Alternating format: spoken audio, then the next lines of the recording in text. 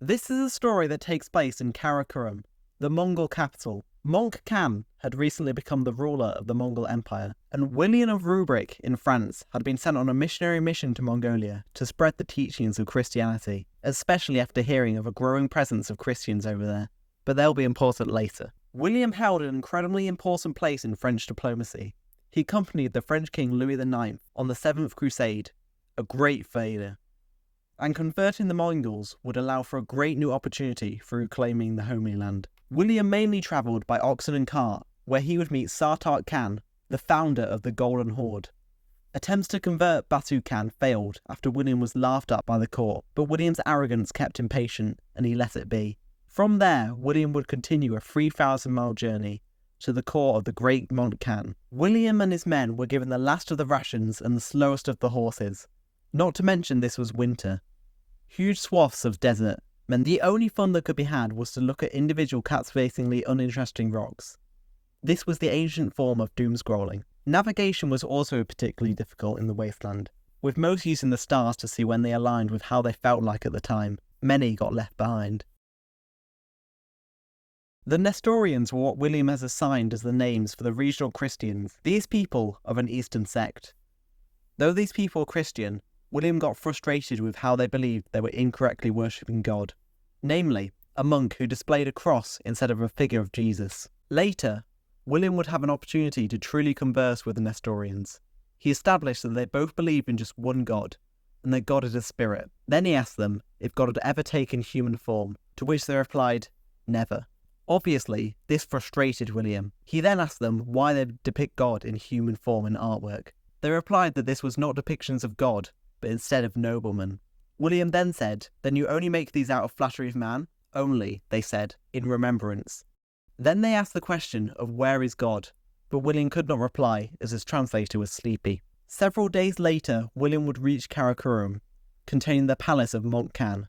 The city was surrounded by walls with each side designated for different purposes. For example, at the eastern side of the city, only grain was sold. While William was impressed, he described it as not as fine as the village of Saint Denis, and the monastery of Saint Denis is worth 10 of the palace of Karakorum. The Tuins were what William used to describe the local Buddhists, and this was the religion of the Mongol Empire, though the Khan's mother was a Christian.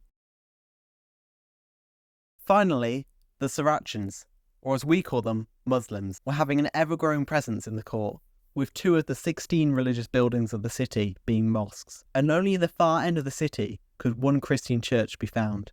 At Monk Khan's annoyance at having 3 conflicting religions all telling him they were the correct one, he decided to organise a formal religious debate between the 3. Naturally, William was invited. 3 umpires were sent to judge the debate. 1 Christian, 1 Saracen, and 1 Tuin. The only order Monk Khan made was that no one shall insult or talk over one another. The Tuins spoke first and said to William that they wished to begin their discussion on the subject of how the world was made. William, now feeling confident, decided that they should actually discuss the nature of God, as this is where all things come from, and the Tuins agreed. Then, William discussed how Christians only believe in one God, and then asked what the Tuins believed. Of course, they believe only a fool would believe in one God, and the wise believed in many. They referred to the example of how it is necessary to have many lords in a country, and only one ruler greater than the rest. William was insulted by this example, as it implied God was similar to man, and there was no comparison between a man and God. But William was interrupted by the Tuins, inquiring if there's only one God, how could all of earth and humanity be accounted for? William then described how God was omnipotent, and doesn't need the aid of any other, while everyone needs God's aid. There must be several lords in the world, for no man can do everything. There was then a back and forth between the 2 on the power of God. Then the Tuins changed the subject to why an almighty God would allow for evil in the world, and William replied, all that is evil is not God. The Tuins laughed at William, and asked where evil comes from. William rebutted, saying that first you must ask what is evil before you ask where it comes from.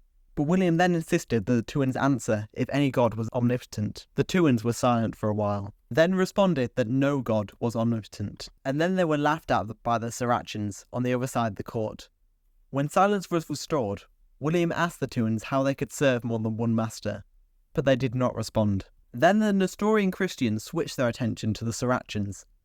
but the Saracens were more hesitant to argue. While both sides began making formal arguments, the discussion got louder and louder. After a while, both sides were singing at one another, each aiming to be louder than the other. All the while, the twins remained deadly silent. In the end, neither side was deemed victor, and they all left to drink. 9 years later, the Mongol Empire would fall.